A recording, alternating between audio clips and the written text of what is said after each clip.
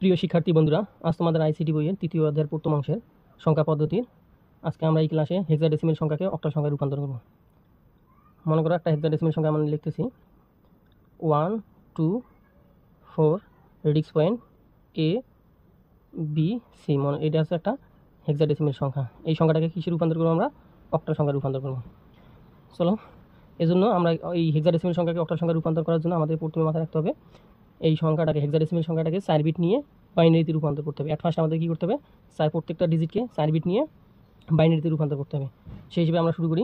এখন আমরা সংখ্যাগুলো যদি লিখি 1, একটু স্পেস দিলে হাগুলো লিখবো 1 2 4 রেডিক্স পয়েন্ট এ বি সি। সংখ্যাগুলো আমরা এই যে একটু স্পেস দিয়ে লিখলাম। এখন এই সংখ্যাগুলো আমরা কী করবো? 4 বিটের বাইনারি, প্রত্যেকটা সংখ্যাকে 4 বিটের বাইনারিতে রূপান্তর করবো। এই জন্য আমরা শুরু করলাম। এখন যদি আমরা সি লিখতে চাই, সি যদি লিখতে চাই, তাহলে এই সি এর সি বলতে আমরা এখানে বুঝি কি? সি বলতে আমরা বুঝি অর্থাৎ হলো হেক্সাডেসিমেল সংখ্যা হচ্ছে 0 থেকে 9 পর্যন্ত 10টি, আর হচ্ছে A B C D E F. অর্থাৎ এ বলতে আমরা বুঝি 10কে, বি বলতে কাকে বুঝি? 11কে, সি বলতে আমরা কাকে বুঝি? 12, এভাবে ডি বলতে আমরা কাকে বুঝি? 13, আর ডি ই বলতে আমরা কাকে বুঝাই? 14, আর এফ বলতে কাকে বুঝাই? 15। অর্থাৎ হলো এই যে 15 অর্থাৎ হলো 15, এইগুলোকে বোঝায়। তাহলে আমরা এখানে সি বলতে কাকে বুঝাচ্ছি? 12, সি বলতে 12 বুঝছি। এখন এই 12 এর বাইনারি মান আমাদের লিখতে হবে 4 বিটের। এখন আমরা যদি 12 সংখ্যাটা বাইনারি মান বের করতে চাই, আমরা এখন ট্রিক্সের মাধ্যমে, মুখস্থ না করে ট্রিক্সের মাধ্যমে কীভাবে 12 হেক্সাডেসিমেল সংখ্যা যেটাকে বাইনারিতে রূপান্তর করা যায় এখন আমরা দেখব কীভাবে করবো। এই জন্য আমরা ফার্স্ট কী করবো? 1 লিখবো। 1 এর দ্বিগুণ হচ্ছে 2, 2 এর দ্বিগুণ হচ্ছে 4, 4 এর দ্বিগুণ হচ্ছে 8। এভাবে আমরা দ্বিগুণ করবো। অর্থাৎ 8 এর দ্বিগুণ হচ্ছে 16, 60 এর দ্বিগুণ হচ্ছে 32।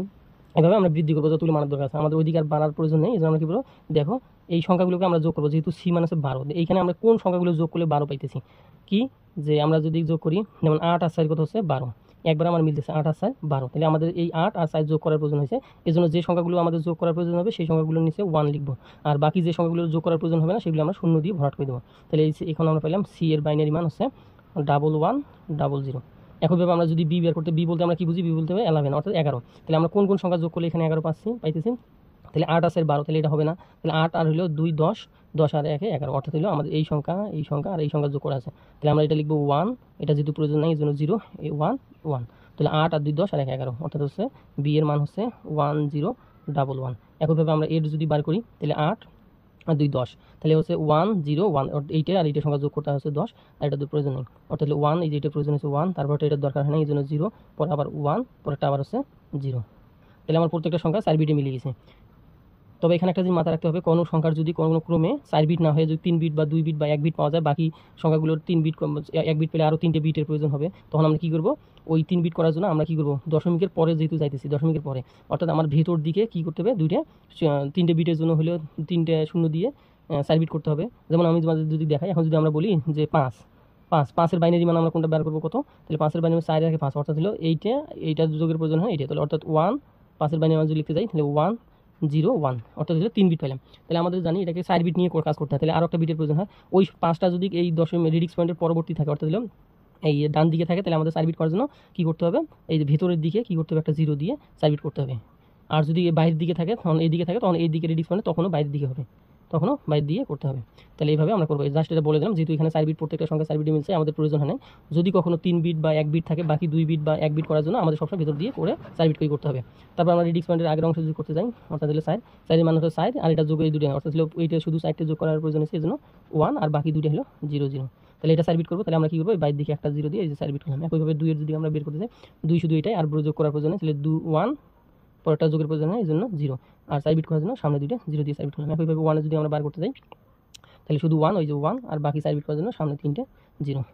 এখন আমরা কী পেলাম? এই সংখ্যাটার কী পেলাম? 4 বিটের বাইনারি মান পেলাম। তাহলে আমরা এই মানটা আবার যদি লিখি, তাহলে কী আছে? আবার লিখবো আমরা, তাহলে 001 001, আবার 00, আবার হলো কি 1, আবার কি 00, আবার রেডিক্স পয়েন্ট এখানে দিতে হবে, তাহলে 1010, আবার হলো 1011, আবার হলো 1100। তারপরে এই সংখ্যাটাকে আমরা কী করতে হবে? এখন আমাদের মাথায় রাখতে হবে এই সংখ্যাটাকে 3 বিট করে আমাদের অক্টালে রূপান্তর করতে হবে, আর ওই বাইনারি মানটাকে কী করতে হবে? 3 বিট করে নিতে হবে। তাহলে রেডিক্স পয়েন্টের আগে হলো 3 বিট করে নিতে হবে, রেডিক্স পয়েন্ট পরের সংখ্যাগুলোকে 3 বিট করে নিতে হবে। এখন যে আমরা এটা লিখতে যাই, আগে আমরা এই যে রেডিক্স পয়েন্টের পূর্ণ সংখ্যার ক্ষেত্রে আমরা 3 বিট করে সাজাই। তাহলে এই প্রথম 3টে বিট নিয়ে একটা সাজাই, তাহলে রেডিক্স পয়েন্টটা দিলাম, তাহলে 3 বিট নিল 100। আবার যদি পরে 3টে বিট নিয়ে সাজাই, তাহলে 100 থাকলো, আবার যদি 3 বিট নিয়ে সাজাই তাহলে হলো কত? 1 00 অর্থাৎ 001 এই দিক থেকে যেহেতু আসতেছে আবার হলো 3 বিট নিলে এটা 3 বিট এই যে মিলে গেছে একবারে। তবে এখানে মাথায় রাখতে হবে যদি কখনো 3 বিট না মেলে, মনে করো শুধু একটা এখানে পাচ্ছি 1, মনে করো এখানে 3 বিট না আছে, একটা 0 পাচ্ছি, বাকি দুইটা 0 প্রয়োজন, অর্থাৎ 3 বিট প্রয়োজন, তাহলে আমরা কী করবো বাম দিকে দিয়ে 3 বিট করবো। মনে করো এখানে শুধু এই 3টে বিট নাই, শুধু 1 আছে, মনে করো একটা 1 এখানে পাইছি, তাহলে আরও 2টা ডিজিট লাগতেছে, ওই দুইটা আমরা 2টা শূন্য দিয়ে এখানে পূরণ করে দেবো পড়তে। অর্থাৎ রিডিক্স পয়েন্টের পূর্ব অংশের ক্ষেত্রে আমাদের এইভাবে করতে হবে। এখন রিডিক্স পয়েন্টের পরবর্তী অংশ যদি আমরা করতে যাই তাহলে আমাদের এই দিক থেকে এখন 3 বিট করে নিতে হবে, তাহলে 1 0 1 পাইলাম, আবার হলো পরে 3 বিট যদি নিতে যাই 0 1 0, আবার পরবর্তী যদি 3 বিট নিতে যাই তাহলে 1 1 1, পরের 3 বিট হচ্ছে 1 0 0, তাহলে এইভাবে আমরা 3 বিট করে নিলাম। তবে এখানে আবার একটা প্রশ্ন থাকতেছে, যদি দেখা যায় কোনোভাবে এই রিডিক্স পয়েন্টের পরবর্তী অংশে যদি মনে করো লাস্টে আমি পেলাম হলো এরপরে একটা 1 আছে, মনে করো এখানে একটা 1 আছে, তাহলে এখানে 1 নিয়ে আবার 3 বিট করতে হবে, তখন আমরা কী করবো, আবার আমাদের কী হচ্ছে 3 বিট করার প্রয়োজন আছে, এই জন্য আমরা কী করবো তখন 2টা শূন্য দিয়ে 3 বিট করতে হবে। এখানে 2টা শূন্য আমরা কোথায় দেবো, এখন এই দিকে দেবো না এই দিকে দেবো, যেহেতু আমরা বাইরের থেকে যাচ্ছে অক্টালে, অর্থাৎ তখন আমাদের কী দিতে হবে, বাইরের দিকে, এরকম বাইরের দিকে 2টা শূন্য দিয়ে 3 বিট করতে হবে। আমি জাস্ট দেখানোর বোঝানোর জন্য এটা লিখলাম।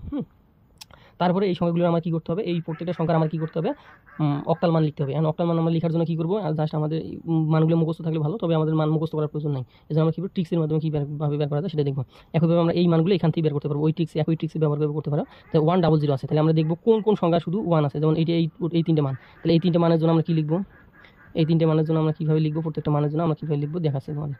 তাহলে এই যে 1 0 0, অর্থাৎ হলো আমার কোন কোন সংখ্যা যোগ করা প্রয়োজন, এই যে এখানে এই সংখ্যা আর এই দুটো 0, অর্থাৎ আমরা যে এই সংখ্যাটা লিখতেছি আমি নতুন করে আবার দেখাচ্ছি তোমাদের 1 2 4 8, এইটা দ্বিগুণ করবো। তাহলে আমি দেখতেছি কোন সংখ্যা এখানে পড়ছে, তাহলে এই যে 1 0 আমি লিখলাম, তাহলে আমাদের যোগ করার প্রয়োজন এই সংখ্যাটা। এই জন্য শুধু এই সংখ্যা, যে সংখ্যার নিচে 1 থাকবে, যে সংখ্যার উপরে 1 থাকবে, আমরা সেই সংখ্যাটা শুধু যোগ করে লিখবো, তাহলে ওই সংখ্যাগুলো যোগ করবো। তাহলে এখানে দেখো এটা যোগ করার প্রয়োজনের জন্য 0, এটা প্রয়োজনের জন্য, এটি প্রয়োজনের জন্য 1, তাহলে আমাদের এই সংখ্যাটা হবে এই 4। একইভাবে এই 3টে সংখ্যা, অর্থাৎ আমাদের এটা তাহলে 3টে 1, তাহলে এই 1 এই যে 1 1 1, তাহলে এই 3টে সংখ্যা যোগ করার প্রয়োজন হয়েছে, এই জন্য আমরা এই 3টে সংখ্যা যোগ করে যেটা হবে সেটা লিখবো। তাহলে 4 আর 2 6 আর 7, এই যে 7। একইভাবে আমার কোনটা সংখ্যা এখানে 0 1 0, অর্থাৎ 0 1 0 শুধু 2 এর যোগ করবো, এই জন্য এটার মান হচ্ছে 2। এটার কোনটা পজিশন, অর্থাৎ 1 0 1, অর্থাৎ এই সংখ্যা আর এই সংখ্যা যোগ করা পজিশন, অর্থাৎ 4 আর 1 যোগ করা, তাহলে কত হলো 5, এটা হবে 5। একইভাবে আমরা যদি এটা করতে চাই তাহলে এটার কোনটা হবে এই 100, অর্থাৎ 1 0 0, অর্থাৎ এই সংখ্যা শুধু 1 0 0 শুধু 4 এর যোগ করা পজিশন, এই জন্য 4। আবার যদি 100 করতে চাই একইভাবে ওই 4, আবার যদি এটা যোগ করতে চাই একইভাবে 4, আবার 000 মানে কোনো সংখ্যার মধ্যে, এই জন্য এটা 0। তাহলে আমরা পাইলাম কি, এই যে 1 2 4 রিডিক্স পয়েন্ট ABC, এই হেক্সাডেসিমাল সংখ্যার অক্টাল মান হচ্ছে এটি, অর্থাৎ হচ্ছে 1 2 4 রিডিক্স পয়েন্ট ABC, এই সংখ্যাটা হেক্সাডেসিমাল সংখ্যাটার বাইনারি অক্টাল মান হচ্ছে এই মানটা 0 4 4 রিডিক্স পয়েন্ট 5 2 7 4, এটা হচ্ছে অক্টাল মান। এভাবে আমরা সহজেই ট্রিক্সের মাধ্যমে কী করতে পারি, হেক্সাডেসিমাল মানকে অক্টাল মানে রূপান্তর করতে পারি। এই জন্য আমাদের টেবিল মান বা তোমার হলো অক্টাল মান মুখস্থ করা বা হেক্সাডেসিমাল মান মুখস্থ করা আমরা না, জাস্ট এই ট্রিকগুলো খাটাবো। এই ট্রিকগুলো আমরা যদি খাটাই তাহলে আমাদের যে কোনো সহজভাবে আমরা কী করতে পারি, বাইনারিকে হেক্সাকে অক্টালে রূপান্তর করতে পারি বা অক্টালকে হেক্সা রূপান্তর করতে পারি। আমরা পূর্ববর্তী ক্লাসে দেখিয়েছি, তোমরা চাইলে এর আগের ক্লাসটা দেখে নিতে পারো কীভাবে অক্টাল সংখ্যাকে হেক্সাডেসিমাল সংখ্যা রূপান্তর করা হয়। প্রিয় শিক্ষার্থী বন্ধুরা, ভালো থাকো, সুস্থ থাকো, আর ক্লাসটি কেমন লাগলো অবশ্যই লাইক দিয়ে কমেন্টে জানাবে। আল্লাহ হাফেজ।